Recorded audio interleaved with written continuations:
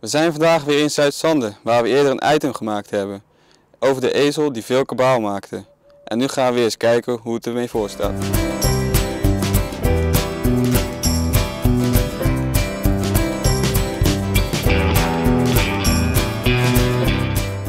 Hoe staat het er nu voor met de ezel?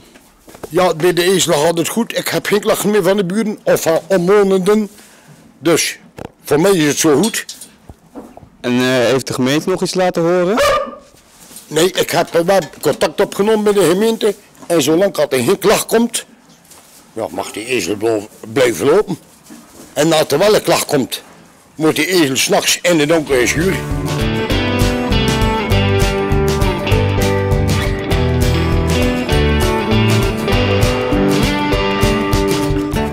Ik zie ook dat u allemaal andere dieren heeft. Hebben ze daar dan geen last van? Nee, nooit over geklaagd. Net over de ezel is er geklaagd. Daar met die banden. Ja, die banden misschien wel 15 keer per dag. Dat weet ik niet, want ik heb het nooit geteld. Maar ik ben ook niet altijd thuis natuurlijk. En ja, daar. En de mensen hebben aangestoord. Maar buren van mij niet, hoor. En niet aangestoord, maar dat was blijkbaar aan de andere kant van de weg. Dus ik heb er niks meer van gehoord. Dus ik zei, dan gaan we het maar zo laten. En is het dan zo dat hij echt heel veel balkt of valt het wel mee? Ja, 's morgens balkt hij. Dat heb ik de vorige keer ook gezegd. Dan die kleine kinderen van Rijpjes dat komt. Dat mijn kindertjes van 5 of 6 jaar, 4 jaar geloof ik. Die ziet hij, die kindertjes. Dat balkt hij.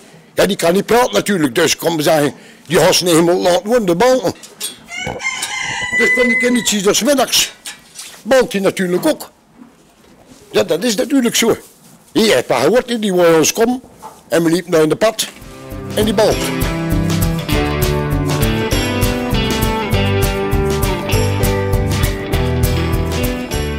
Zoals u ziet gaat het nog steeds goed met deze ezel. Ze hebben geen klachten meer gehad en misschien komen we nog een keer terug.